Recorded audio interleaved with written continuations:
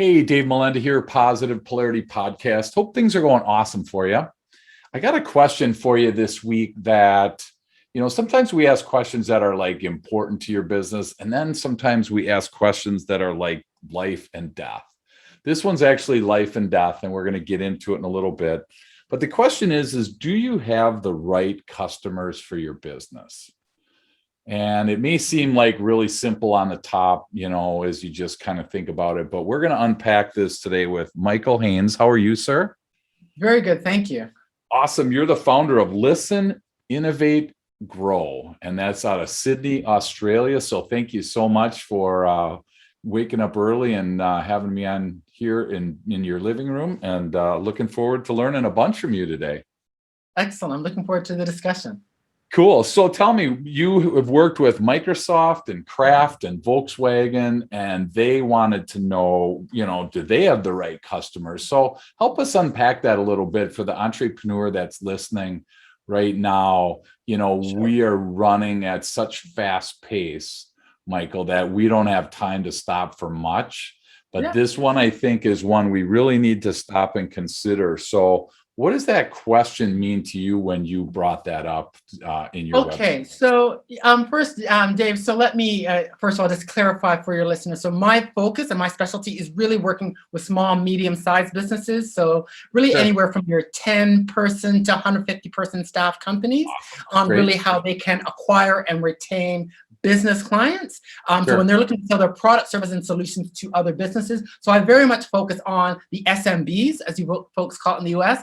SMBs are operating in that business-to-business space. So if you're an IT firm selling your cybersecurity, project management solutions to other banks, companies, Sure. that B2B. And so Awesome. I really try to work with SMBs on how they can effectively go about making sure they target those right customers, understand those business customers well, and there's some specific characteristics when you're operating in a business-to-business context, making sure they have that depth of understanding so they're providing the right kinds of products, services, and solutions, and marketing to those prospective customers in the way in which business customers buy. So that's really my whole focus, and making sure we're providing practical solutions that SMBs can use, because how an SMB operates versus someone like Bank of America, American Airlines, big organizations, two totally different things. Sure. So it's really about making it very practical, relevant, yet strategic to help them build and grow their business.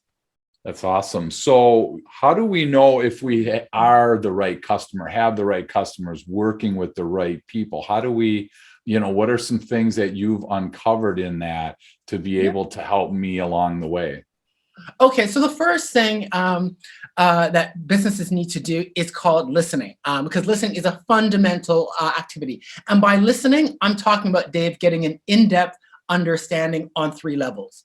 First is what I call listening to you. So you as the business owner, as the company, understanding what are your goals, what are your objectives, what are your strengths in terms of knowledge, skills, capabilities, where is your business being successful? Are there certain kinds of clients, customers, certain kinds of industries where you're getting, you've got lots of clients, you're making great revenues, you're getting lots of recognition. So really having clarity as you as the business owner, the management team, where you're at, where you're looking to go, what are your strengths in terms of your clients, services, your capabilities. That's number one.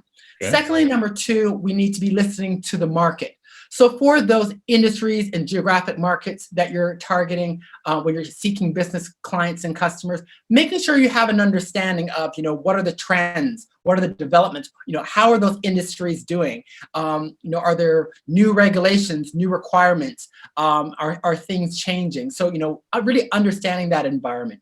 Being aware of your competition. So understanding your competitors in terms of what are they doing, what are their strengths, who are they focusing on. So really having an understanding from that market perspective, again, particularly from those industries that you're currently operating in and those industries and markets that you're going to operate in. So that's the second level of listening to the market. Then the third level is listening to customers.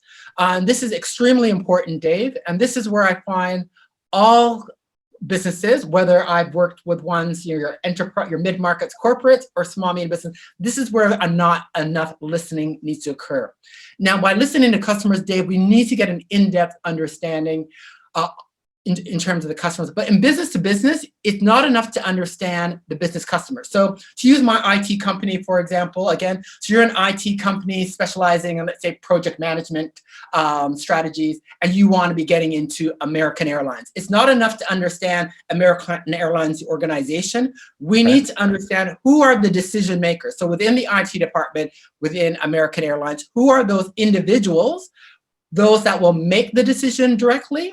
So we call those the decision makers, as well as who are those that are going to be giving input into the decision. We call those influencers.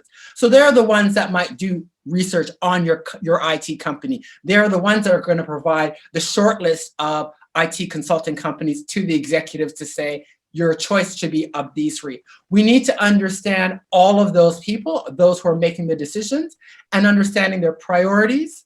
We want to understand their objectives, their key challenges, and also, Dave, how do they buy? So when they're making their decisions, when they're doing their research around potential alternatives, and in this example, we'll talk about the IT companies. So when they're looking at different IT consulting companies, how are they going about doing that research?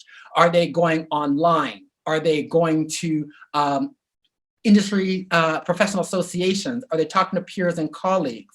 Are there certain podcasts they're listening to? Are there certain publications that they're reading? Are there members of certain blogs and communities?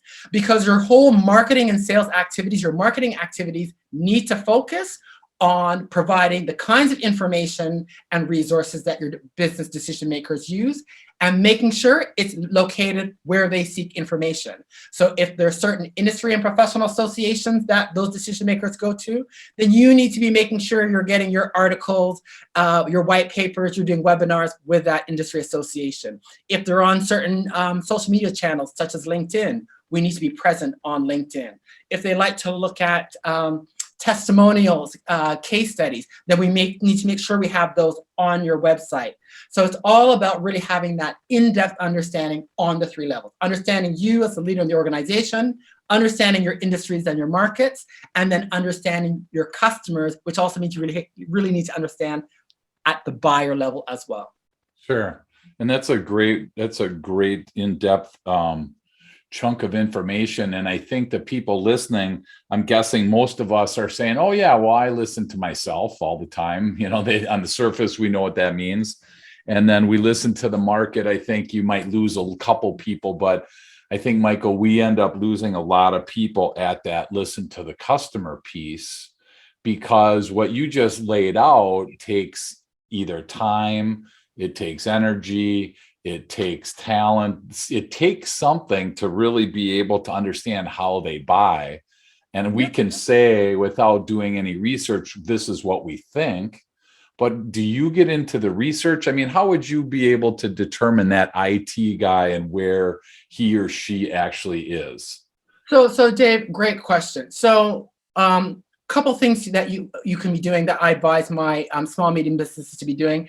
First thing you should be doing is talking to your customers. So, Okay. You got your clients, all about, whether you have 1, 2, 5, or 10 clients. And in this environment right now, Dave, you should be making a list, pull a list of your top 10, top 20 clients. Those are giving you the bulk of your business, helping you to pay your bills. And, with that key account contact you have, set up meetings with those people. Very important that you do so. And you should be doing so regularly, especially in this environment where people are moving and changing companies now. Coming out of the pandemic, people are, leaving, setting up their own businesses. So you want to be making sure you know who the current stakeholders are, and set up and have a half-hour meeting with them in person via Zoom to understand where they're at now. Where are they looking to go? What are some of their key challenges?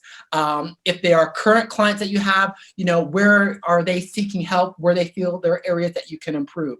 Having some, 20, 30-minute meetings with a cross-section of some of your current clients, making sure you record those notes from those meetings, and then sharing those learnings across the team will give you massive insights as to what's missing, what needs to change, what needs to improve. And that's something I encourage all my clients, big or small, that's something that you need to be doing, is having those discussions with your clients, recording them, and then sharing the information across the organization so it's used by the account teams, the product folk, the customer service folk.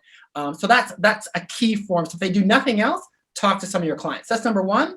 Number two, do some research. And by research, I'm not saying we've got to hire some big expensive firm. Go online. LinkedIn is a great source of information, because in terms of LinkedIn, we can go on and research a company by going on the company page. There we'll get lots of information as to who are the decision makers. You can read their profiles so you can find out what's their background and from what angle they like to come to things at. The company pages of your clients and customers or prospects will provide you information of key priorities, what they're doing. They'll have news announcements as well. So LinkedIn is a really great resource. That's a second resource that you can use for free and spend some time to do some research with regarding those key clients and prospects. And then third, are there relevant industry and professional associations? So if there are some relevant industry associations for those target industries that you're going in. So if you're looking at, let's say you're a marketing agency and you're going to be targeting a lot of IT firms, there are likely going to be IT professional associations that your target customers and clients are members of. You want to be joining those associations. And even if you don't join those associations, find those associations, go on to their websites. Industry and professional association websites, Dave, have a wealth of information because they often have their newsletter, their magazine, which is free, where you can get lots of information to help you do that listening as to what's going on in the industry. They'll have events like their webinars, and they may have in-person events, hybrid events. Those are great from two standpoints. One, if you can attend them, again, a chance to meet people, interact, learn what's going on. But even if you don't attend the events, printing off the agendas of these events and seeing who's guest speaking, what are the topics, again, will help you identify prospects, industry experts, clients, competitors. So your industry and professional association websites is another wealth of information that can help you get that research. So you do need to spend a bit of time, but you don't necessarily need to spend a lot of money. But just by doing those three things, you will get a pretty good understanding of where things are at, where things are going, what your customers and your markets are looking for.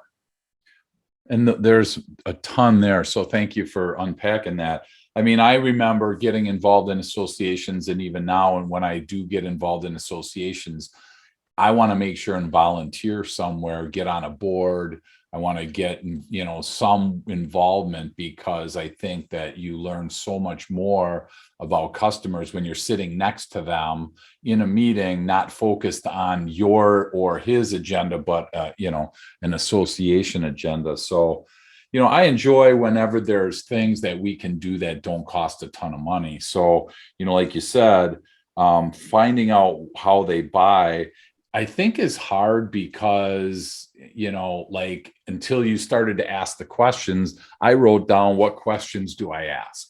So you said something like, what are your key challenges? I mean, I think we have some surface level questions, but when you think about getting deeper with that customer, are there some questions that you found just really resonate with a customer, just something that's interrupting a pattern that they may not have heard of before? Are there any of those that come to your mind that share with us? Starting with some of those broader questions in terms of what are some of their goals, some of their challenges, objectives, and it is a great place to start, where you can do some of your own research by going onto their websites, checking out their LinkedIn pages, and where you can find out what some of their challenges are. And when you're able to come to your meetings and or providing content that is able to answer some of those questions that they are expressing interest in or have objectives that they're working towards, and you can provide some value adds as to how your organization can help them,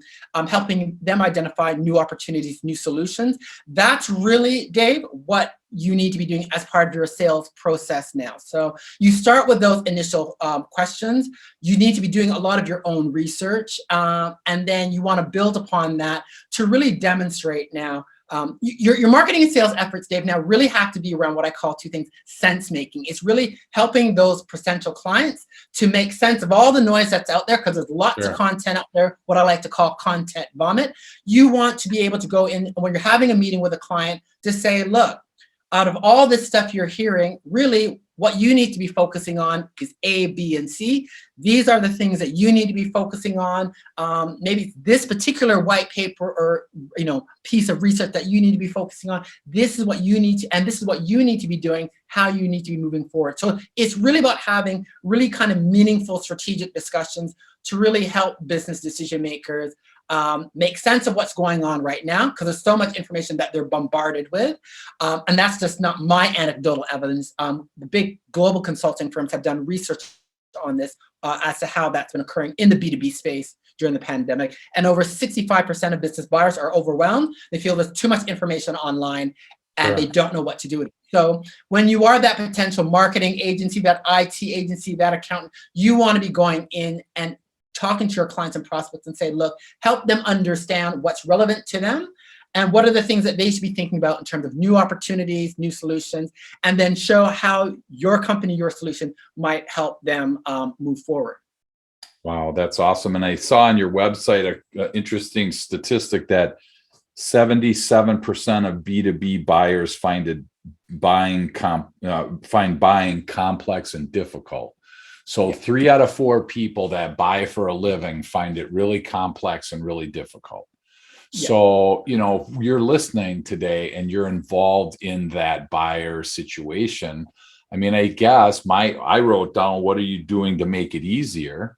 Because that's kind of really what our goal is when it's complex, as human beings, a lot of us tend to kind of back off, right? So what are some steps? I mean, you also said it in the, simplifying on the content vomit side. How can we simplify this for the buyers? Okay, so again, a lot of it starts from, and at the risk of sounding repetitive, this is why I'm very big on talking to your clients and customers, because asking them, and when you're having those, 20, 30-minute conversations, asking them, by the way, when you are making decisions about, asking them directly, when you're making decisions about, engaging with a new accountant or a new IT provider, what sorts of information, what do you like to do as part of your decision? Are there what do you look for? Are you want to talk to certain people? Do you want to look at certain things? What do you do as part of your decision making? Where do you go for information? Asking them as simply as that, and they will tell you how they like to go about making decisions. And those answers are going to guide you and give you clear indication as, okay, what are the kinds of things I need to be providing as part of my marketing? Do I need to provide case studies? Do I need to provide testimonials? Do I need to provide the names and numbers of a couple previous clients that they can speak to? That's becoming increasingly common, where I just had that myself for a law firm that I'm dealing with.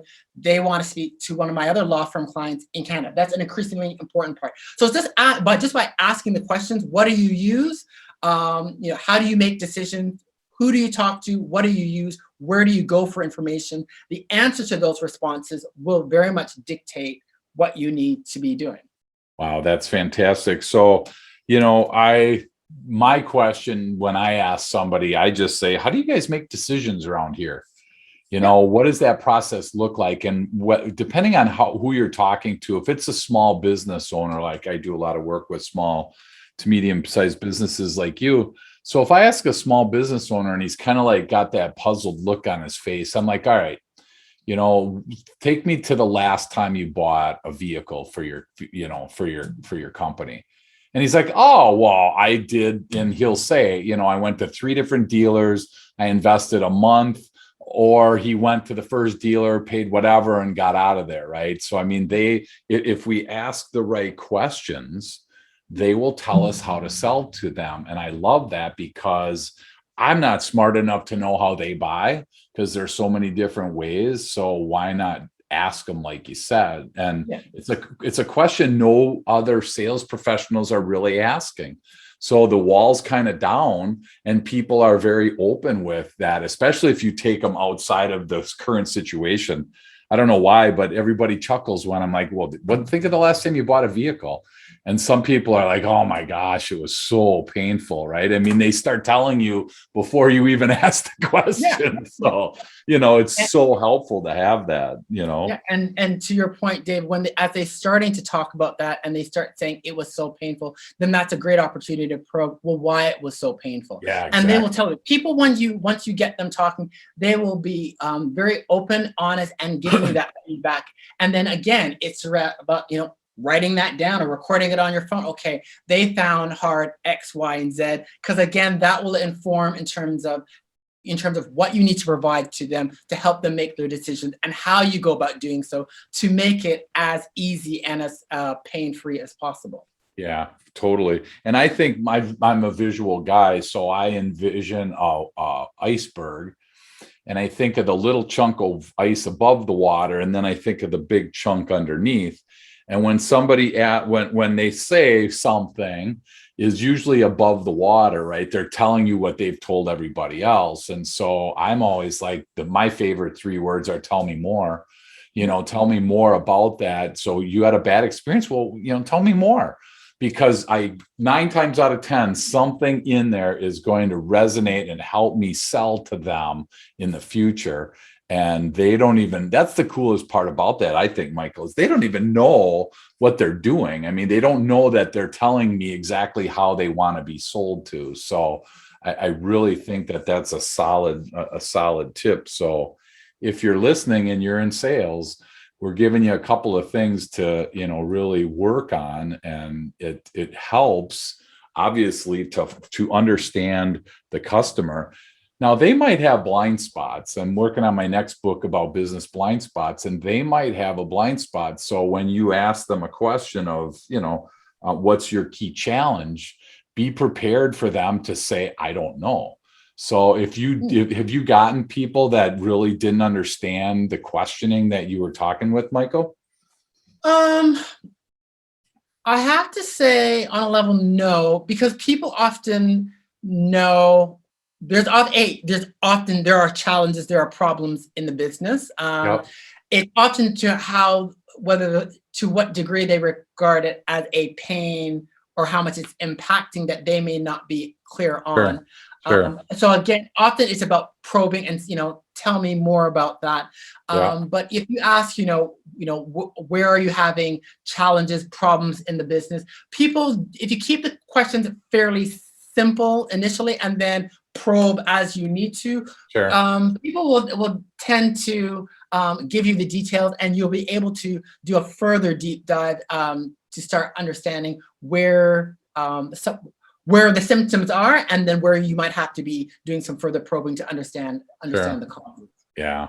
I mean, you get so much feedback on probing questions if you do them right and it's in a safe environment. And again, a lot of it is how you set that up. If you set it up and these, clients or prospects feel safe to share, they just go, and I can't write fast enough. So, I love the fact that you're videotaping on Zoom is awesome, but in person, it's like, man, hold on, I got to get my phone. I got to tape this stuff, Yeah, So. and you should, and definitely record it where you can. And the key to that is that in terms of selling, and particularly in B2B selling, where trust is a big issue, you have to be going in with that you're aiming to educate, serve. You're going in as a person of service to help. You can't be going in to sell. No one wants the show up and throw up with a pitch now.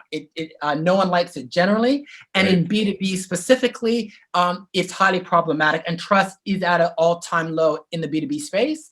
The folks at the Edelman Institute have done their trust survey again in the B2B space, analyzing thousands of companies, decision makers, and trust is at an all-time low. So you really have to go to those meetings really to educate, to learn, to be helpful. You cannot go in with the pitch.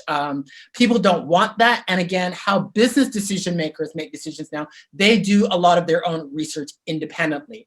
I think stats now are close to 70% of business decision makers will do their research using anywhere from 6 to 8 sources of information, which could be reading, social media, talking to colleagues, leveraging experts, listening to podcasts. They will do all their research before wanting to talk to you.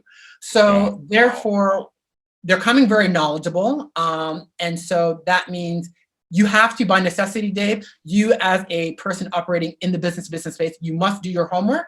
You must know your companies and your markets well. And you have to be able to provide value over and above what they are getting through their basic Google, online searches. So it's really changing the nature of B2B sales.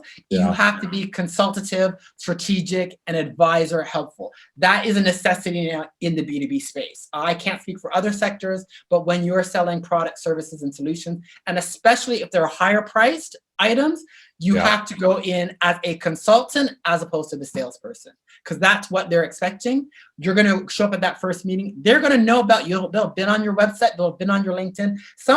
I've had clients who've gotten into the detail. They've read some of my articles and they're quoting chapters of the book. You have to know your stuff. And then you have to be able to add value beyond what they can do.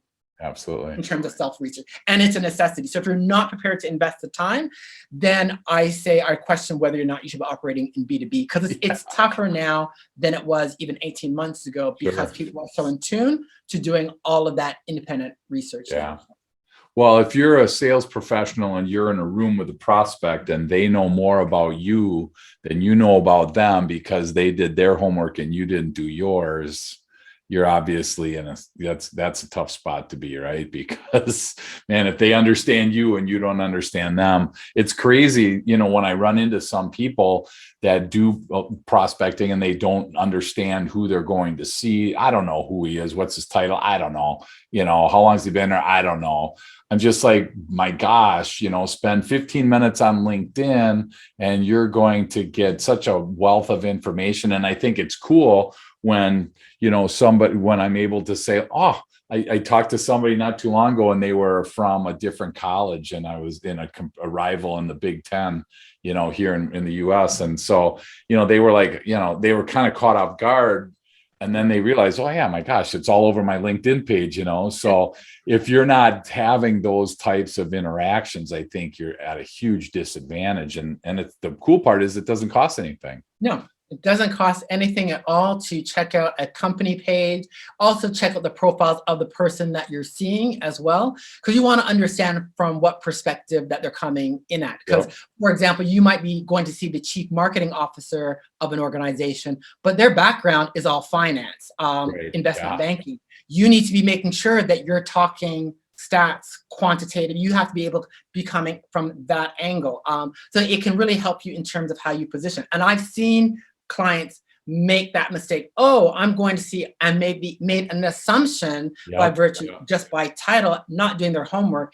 And the meeting went very ugly because they didn't realize, this person may be head of marketing, but they're of a finance background. And the whole meeting was about business cases, metrics, return on marketing investment. And because they didn't do their research of knowing about that decision maker. And they just made an assumption without knowing the detail. So that's just a practical example how that can really bite you if you do not do your homework. Yeah, absolutely. And you bring up a great point, Michael, because I know exactly that thing where if you're catering to a marketing director and you go on their LinkedIn site and all of their stuff is all facts and figures and data and, research, and you walk in and try and, paint a pretty picture, you may just have a huge disconnect there. So that's awesome.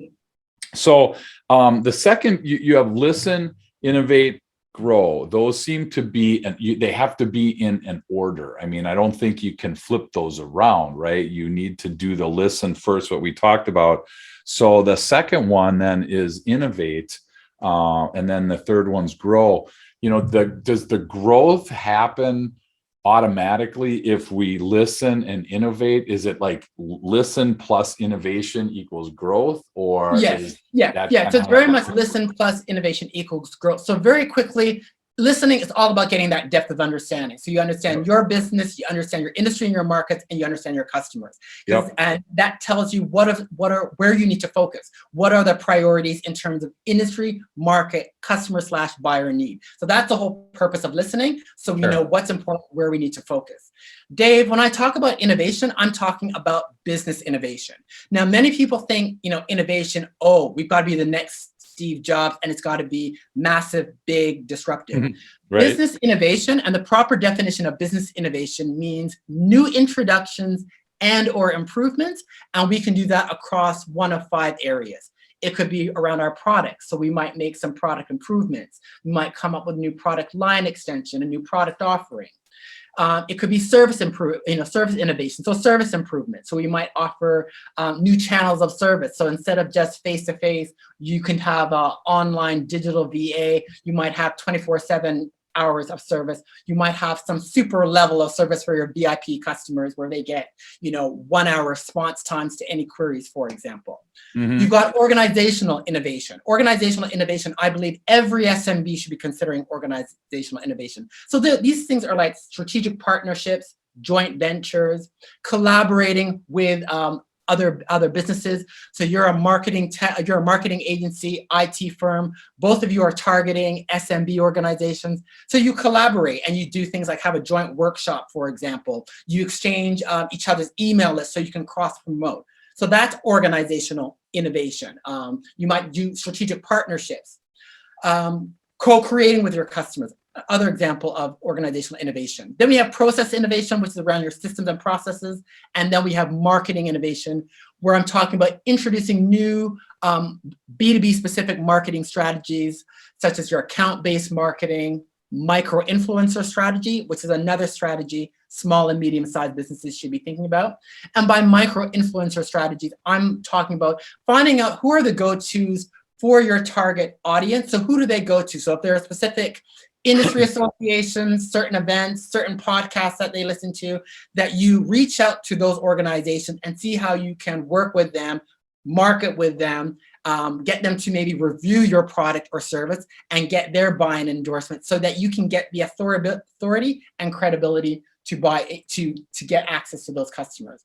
Sure. So these are, so it's one of, so you look at, based on your market customer needs, what are those different of those 5 levers can you use? It might be minor introductions, minor changes, or substantive ones, but how can we innovate, make those changes in response to market customer need? That's how you win, and it's going to help you grow. And then your growth is all about how do you proactively seek the growth? Are you going to go after new customers, go after new industries and new markets? Are you going to try to sell more offerings to more customers, combinations thereof? Sure. And then you need to be thinking about how do you maintain growth. So as your company is going from 10 people to 50 people to 100 people, and you go from just operating in the US to the US and Canada to Europe, as your organization gets bigger, how are you managing the change? How are you maintaining the culture? So sure. Listen, innovate, grow. So listening, all about understanding your markets and customers. Innovating is based on, okay, we've identified market customer need. Now, where can we make some changes and improvements in response to those customers and markets we're going after? And then grow is about seeking the growth. And then how do we manage and maintain that growth by managing our finances, managing our people, managing the organizational structure of the organization. So when I hear what you just said and the innovation part, I mean, I'm thinking like the 2 big words that have come up in the last 12 to 18 months is shift and pivot, I mean, where you're actually kind of reinventing yourself. I mean, is it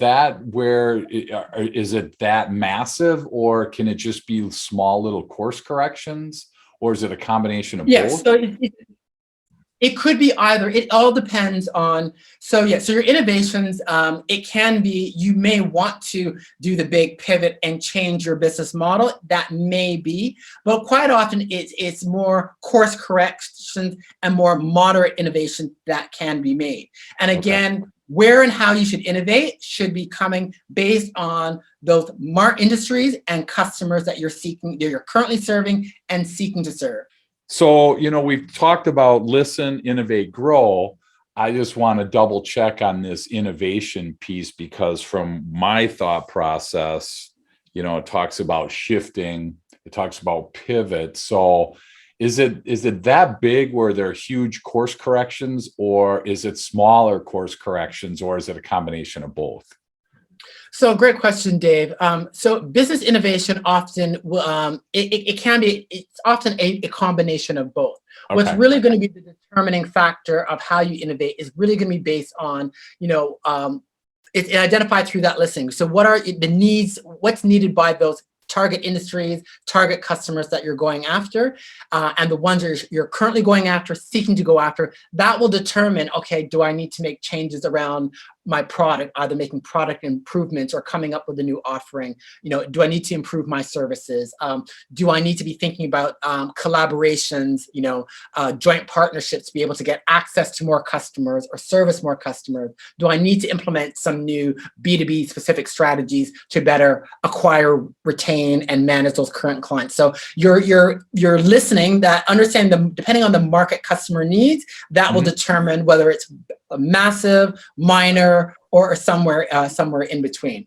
But the main thing I want to be stressing, Dave, is that it's beyond technology and features, because people often think it's all about technology and features, and that's not the case. It's where you make those course corrections, be it major, minor, introducing something new. But what should define it is all about your industry, market, customer need will determine what that should be. That's awesome. And I think that where we get off on the wrong course, so to speak, is when I think about what you just said about a course correction. How rare is it for a customer to actually be the one that kind of is the impetus for that course correction? We internally think and look at our process and think, how could we do better? We talk amongst ourselves a lot, but how often do we engage the customer? And I think that's where a lot of companies miss it, because if I'm the customer and you don't ask me, it's really difficult. In one of my past businesses, we had a customer advisory council. It was a CAC, and they met quarterly, and they actually would allow us to sit in the room with them. There was 10 of them, and we were able to go through a list of things, and it was just priceless for our customers, because they're the ones using this service or this product. So do you see a lot of customers actually getting engaged in some of those course corrections in that innovation space? Yeah, I have seen clients use what you mentioned, customer advisory council, which is fantastic, and that is an excellent listening mechanism. That I've had some clients that are usually a bit, some of my more larger SME clients that are a bit more strategic, a bit more savvy users, those are excellent. That is an excellent mechanism, and I encourage all SMBs where they can to set that up. But I've had clients. I had an IT client who worked with one of their key customers. They had a large retail chain, supermarket chain, and they were creating a knowledge management system. And they worked with that key client directly to develop a very tailored, customized solution. But the key when you do product innovation and you co-create with customers, so that's really using two forms of innovation, because you're creating a new product and you're collaborating. So you're doing two kinds of innovation there.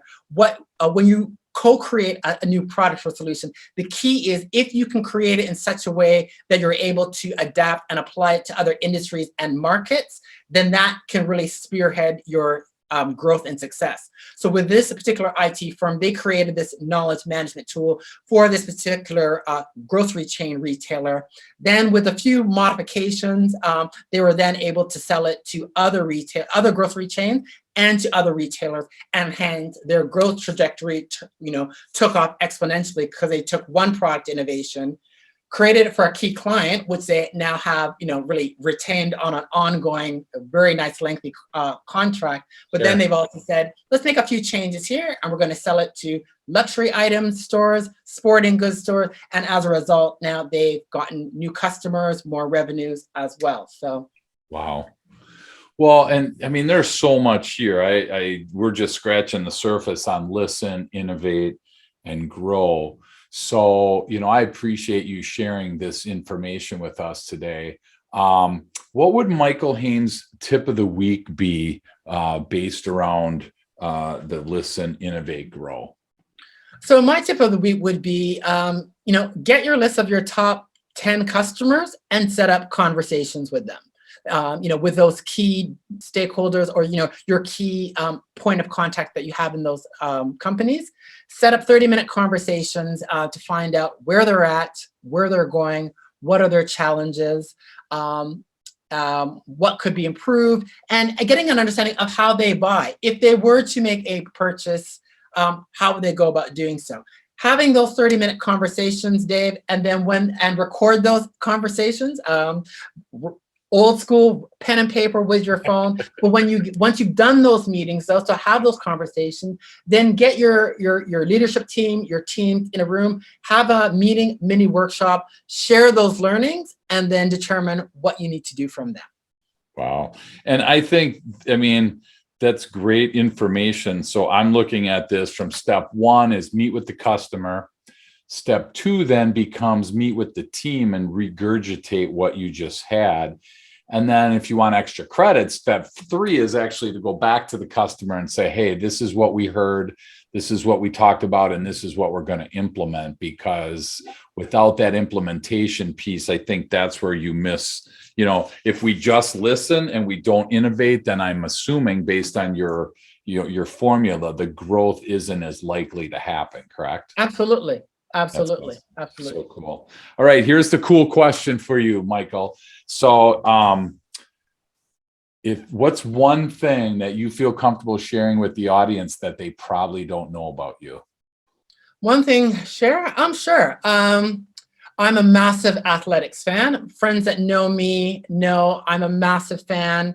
And if I was in the US, Atto Bolden at NBC, I'd be coming for your job. I'm a massive fan of athletics. I follow it very closely. Some of my friends are convinced I should have a side hustle of commentating athletic meets because, it's a sport I love. I know quite well. I follow a lot of athletes. I follow a lot of the American athletes as well. So what's the big sport in Australia that you enjoy watching? It's Australian sport. Oh, you can get. I watch a lot of tennis. I do like to watch tennis. Okay. Look, I'm Canadian born and bred, so my 2 favorite sports are basketball and athletics. So, there you go. So those are my 2 favorite sports. Athletics is my love by far, and so that's something that my close friends and family they know. Yeah, Michael's totally into it. But that's something that's not known on a more broader level. Sure. Well, I'm honored to be from Milwaukee, living in Milwaukee. So Milwaukee Bucks snuck one in there last year. So we're super excited. Yes, indeed. Cool. Well, thank you so much. So Michael, if this resonated with somebody today and somebody wants to learn more about the Listen, Innovate, Grow platform that you're promoting, what's the best way for people to get in contact with you? Sure. So best way, so if they go to my website, which is listeninnovategrow.com, lowercase, all one word. So that's the central hub where you can find articles, podcast interviews, videos, also outlining of my services, both my consulting services. I've also set up an SMB mastermind group as well for SMB leaders. So listeninnovategrow.com would be the first spot. I'm also very active on LinkedIn as well. And so reach out to me on LinkedIn. I'm happy to connect and dialogue and have a conversation there as well. Awesome. Well, just remember for you listening that it's actually tomorrow there. So be sensitive. Don't expect immediate response from Michael because he's 14 hours difference from the Midwest? 14 hours to the East Coast, yes. Okay, so 15 hours for us. It's like, wow. You're in the middle, Dave. Milwaukee.